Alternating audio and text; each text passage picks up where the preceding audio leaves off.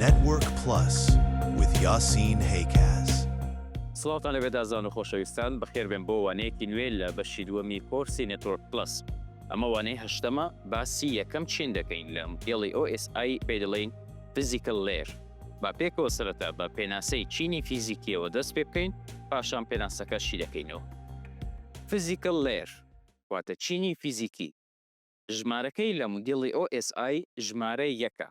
کەواتە دەکاتە چینی یەکەم.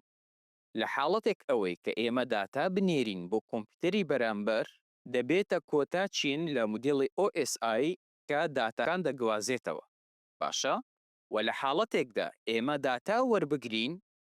لە کۆمپیوتەرەکەی بەرامبەر ئێمە کە داتایەکان وەردەگرین لە لایەری یەکەمەوە دەست پێ دەکا لە فیزیکل لایەرەوە دەست پێ دەکا تاکو داتایەکان دەبێتە بەرنامە دەبێتە شتێکی بینراو لە ناو لاپتۆپەکە. با ئێستا بەردەوام بین بە پێناسەکە. چینی فیزیکیەکە یەکەم و نزمترین چینە لە مۆدێڵی OSI و بەرپرسیارە لە گواستنەوەی داتای خاو کە بە بت ناسراوە لێرە لە ڕێگای ناوەندی پەیوەندی وەکو کێبڵ، فایبەر یان هەوا لە حاڵەتی وایفای. دوو خاڵی گرنگ هەیە لێرە دەبێ ئاگاداری بی. یەکەمیان نزمترین چینە لە مۆدێڵی OSI. دووەم خاڵ کە دەبێ ئاگاداری بی ئێمە لەوانەکانی ڕابردوو گوتمان ئەم سێ چینەی سەرەوە داتایەکە وەک خۆی پێی دەڵێن داتا کاتێک دێتە سەر چینی ترانسپۆرت داتا لێرە دەبێتە سێگمنت چکە سێگمنتیشنی بۆ دەکە پارچە پارچەی دەکاتن و هەروەها گوتمان لە ناو نێتوۆرک ئەو سێگمنتە دەبێتە پاکێت چونکە IP وەرگر و نێردری بۆ زیاد دەکرێت و وانەکەی ڕابردوو لە داتا لینک گوتمان لە داتا لینک شتێک نابی بە ناوی پاکێت دەبێتە فریم. باشە؟ چونکە ماکە درێسی نێردەر و وەرگری بۆ زیاد دەکرێت. دوای هەموو ئەو پرۆسێسانە لە فیزیکال تەنها لە بت تێدەگا واتە تەنها لە 0 و 1 زمانی باینەری تێدەگاتن کەواتە نە لە ماکە درێس تێدەگا نە لە IP ئەدرێس تێدەگا نە لە شێوازە پرۆتۆکۆڵەکانی دیکە دەزانیتن کەواتە هیچ شتێک نازانێت سەبارەت بە داتایەکە. تەنها گرنگترین کار کە لەسەری تیبی کاتە ناردنی داتا لە ڕێگای ئەو کێبڵانە کە پەیوەندی هەیە بە ئامێرەکەوە. ئەو چینەکە مامەڵە لەگە سیگناڵە کارەباییەکان ڕووناکی یان رادیۆیەکان دەکات بۆ گواستنەوەی زانیاری. لە مانای داتایەکان تێناگا تەنها گرنگی بە چۆنیەتی ناردن و وەرگرتنی دەدا. وەکە گوتمان بە هیچ شێوازێک لە مانای داتایەکان تێناگا گرنگترین کار کە هەیەی دەبێ بیکە ناردنی ئەو بتانەیە بۆ شوێنی مەبەست. جا لە ڕێگای کێبڵ بێ لە ڕێگای وایفای بێ یاخود لە ڕێگای کێبڵی فایبەر ئۆپتیک بێ. ئەمە بەکردەوە مانای چییە؟ کاتێک ئامێرێک دەیەوێت داتا بگوازێتەوە ئەو داتایە لە شێوازی بتدایە واتە لە شێوازی 0 چینی فیزیکیەکە ئەم بتە دەگۆڕێت بۆ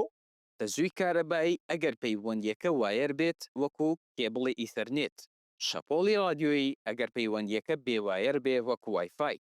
یان تەنانەت ڕووناکی ئەگەر ئۆپتیکل فایبەر بەکار بهێنێت. ئەمان جێم گۆڕانکاریە ئەوەیە کە داتایەکان لە ڕێگای ناوەندی فیزیکی کێبڵ بێ یان هەوا بێ داتایەکان بنێردرێت. کەواتە بابەتی فیزیکل ئاسانە بۆ تێگەشتن تەنها پشت بەوە دەبەستێت کە تۆ چ جۆرە کێبڵێکت بەکارهێناوە لە نێوان ئامێرەکاندا تا لەسەر شێوازی ئەو کێبڵە بنێرێ. باوینە سەر ئەرکە سەرەکیەکانی چینی فیزیکی. یەکەم شت کۆدکردنت هەیە گۆڕینی داتا خاوەکە 0 و 1 بۆ سیگناڵی کارەبایی یان ئۆپتیکال یان بێوایر وەکو وایفای کە دەتوانرێت لەلایەن ئامێرەکانەوە تێبگات. دووەم کار کە هەیتت گواستنەوە ناردنی بتەکانی 0 و 1 لە ڕێگای ناوەندی پەیوەندیەوە. سێیەم کار وەرگرتنی ئەم سیگناڵانە و گۆڕینیان بۆ بت. چوارەم جۆری ناوەندی گواستنەوە جۆری کێبڵ یان میدیای بەکارهێنرا و دیاری دەکات وەکو مس بۆ کێبڵی ئیتەرنێت یاخود فایبەر ئۆپتیک یاخود بێوایر وەکو وایفای یان بلوتوث. پێنجەم تەپۆلۆژیە چۆن ئامێرەکان بە شێوەیەکی فیزیکی بەیەکەوە بەسڵانەتەوە بە ئەستێرە یاخود بە ئەڵقە یاخود بە شێوازی پاس. کەواتە بابەتی تەپۆلۆژیەش لێرە پەیوەندی بۆ بابەتی فیزیکەڵەوە هەیە. ئایا ناردنی داتایەکە بە چ شێوازێک دەبێ؟ بە یەک ئاڕاستە دەبێ یان ناردنی داتای خاوەکە بە دوو ئاڕاستە دەبێ هە بە شێوازێکی فیزیکی بە شێوازێک کە ئێمە بیبین. ئایا یەک کێبڵە یاخود ئەو کێبڵە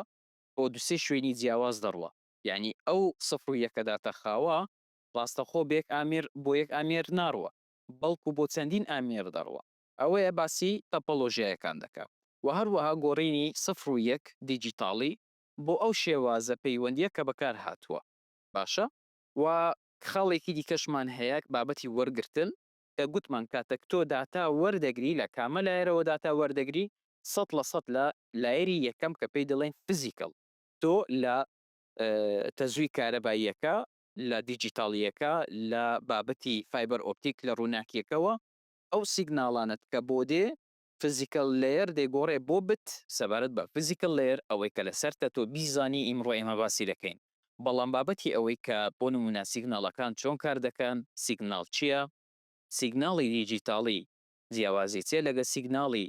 ئەنەلۆگ بۆ نمونە ئەوانە لەوانەکانی داهاتوو لە بەشەکانی دیکە باسی دەکەین ئەو ئامێرانەی کە لەم چینە کار دەکەن یەکەم ئامێرت هەیە ئامێری ڕیپیتەرە کە کاریوی دووبارە بەهێزکردنەوەی سیگناڵەکانە تاکو بۆ مەودایەکی درێژتر بڕوە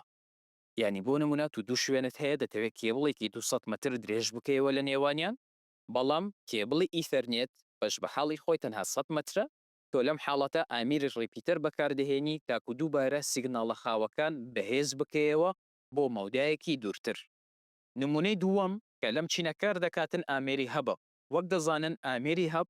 نە لە ماک ئەدرێس تێدەگا نە لە IP ئەدرێس تێدەگا تەنها کاریوی وەرگرتنی ئەو سیگناڵەیە و دووبارە بڵاوکردنەوەی بۆ پۆرتەکانی دیکە باشە ئەوەیان هەبە کە لە فیزیکەڵەوە کار دەکاتن سەبارەت بە کێبڵەکان هەموو جۆرە کێبڵەکان هەر لەناو بابەتی فیزیکەڵن لە لایەری یەکەم جا کێبڵەکانی ئیثەرنێت بێ UDP STP کێبڵەکانی فایبەر ئۆپتیک بێ وایفای بێ شەپۆڵی رادیۆیی بێ ئەوان هەر هەمویان لەناو بابەتی کێبڵەکانن کە سەر بە بابەتی فیزیکیەوە هەیە لایەری یەکەم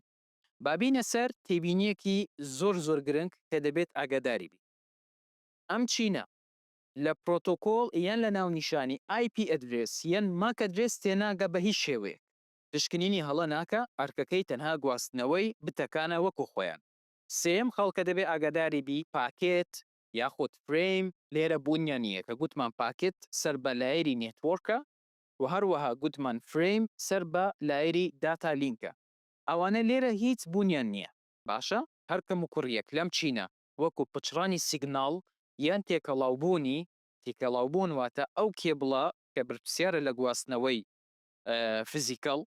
باشە تۆ تێکەڵی دەکەی لەگەڵ کێبڵی کارەبای بەرز بۆ نمونە ئەو تێکەڵ بوونە کاریگەری هەیە لەسەر کوواڵەتی پەیوەندیەکە باشە ئەویان دەبێت ئاگاداری بی کەواتە لە IP ماک تێناگە و هەروەها پشکنینی هەڵی تێدا نییە لە پاکێت و فریم واتە لایەرەکانی سەروی خۆی تێناگاتن تەنها لە داتای 01 ئەوە کاریویە یەکەی داتا لە چینی فیزیکیەکەدا پێی دەوترێت باینەری دەگت واتە 01 دوو بابەت هەیە لە کۆتایی ئەم ڤیددیۆی حەز دەکەم باسی بکەم یەکەمیان سەبارەت بە تێکەڵاوبوونی کارموقناتیزیە کاتێک ئێمە کێبڵەکانمان نێزیک دەبنەوە لە کێبڵی کارەبایی بەرز ئەوەن تەسیری هەیە لەسەر کوواڵەتی پەیوەندیەکە کێشەکە سیگناڵەکانی ئامێرە کارەباییەکان یان کێبڵە کارەباییەکان لەوانەیە کاریگەری لەسەر کوواڵەتی سیگناڵەکانمان هەبێ وەک لە وێنانەی بەرامبەرتان دیارە ینی تۆ ئەگەر بۆ نمونە کێبڵی کامیرەت هەبێ باشە ئەنالۆگ بێ یاخود دیجیتاڵ بێ کێشەمان نییە مادەم تۆ نێزیکی دەکەی لەگەڵ ئەو هەموو کێبڵە کارەباییە بەرزە لێرە تێکەڵ بوونی کارموقناتیزی ڕوودەداتن کاریگەری دەبێت لەسەر کوواڵەتی پەیوەندیەکە چارە سەرەکە چییە کێبڵی قەڵغانکراو بەکار بهێنە وەکو STP یاخود فایبەر ئۆپتیک چکە فایبەر ئۆپتیک لە ڕێگای ڕووناکی داتا دەگوازێتەوە کاریگەری لەسە ناکە کێبڵەکان لە سەرچاوی تێکەڵاو وەکو ماتۆر یان هێڵی کارەبایی دوور بخەرەوە ئەوەیان لا بابەتی تێکەڵاوبوونی کارموقناتیزی کێشەکانمان زۆرن چارەسەرکردنەکەشیان زۆرن ئێمە لە داهاتوودا کە بەشێک تایبەت بە کێبڵەکانمان هەیە و هەروەها بەشێکشمان هەیە تایبەت بە ئەو ئامێرانەی کە بەکاردێن بۆ دۆزینەوەی کێشەکانی تۆڕ ئەوان هەر هەمان بەشێکی تایبەتیان هەیە ئینشاءالله لە دوا ڕۆژ باسییان دەکەین بەڵام وەکو OSI مودێڵ ئەوەی کە لەسرت بوو ئیمڕۆ بیزانی فیزیکەل لەیەر تەنها کاری گواستنەوەی داتە خاوەکانە بتەکانە 01 لە ڕێگای ئەو کێبڵانە کە بەکار هاتووە و هەروەها باسمان کرد کە لە فیزیکەڵ لە بابەتی ماک ئەدرێس لە بابەتی IP ئەدرێس تێناگاتن تەنها کاریوی گواستنەوەی 01 باینەریە بۆ بۆ ئامیرەکەی دیکە هاڕۆیان و ئازانگەشتە کۆتا ڤیددیۆ ئیمڕۆمان هیوادارم زۆر باشی لەموانێت تێگەیشت بن وانەی داهات و باسی کاپسولێشن دەکەین کە پەیوەندی هەیە بە OSI دەمێت ئاماژە بە شتێکی گرنگ بکەم لە کۆتا ڤیددیۆی ئەم بەشە هێشتا 2 ڤیددیۆی دیکەمان ماوە لە کۆتا ڤیددیۆ فایلەکان بە شێوازی PDF بۆ ئێوەی بەڕێز بەرز دەکەمەوە تاکو زیاتر سوودی هەبێت بۆ ئێوە یاسینتان لەگەڵ بوو هەر شاد و بەختەوەربن خوداحافظ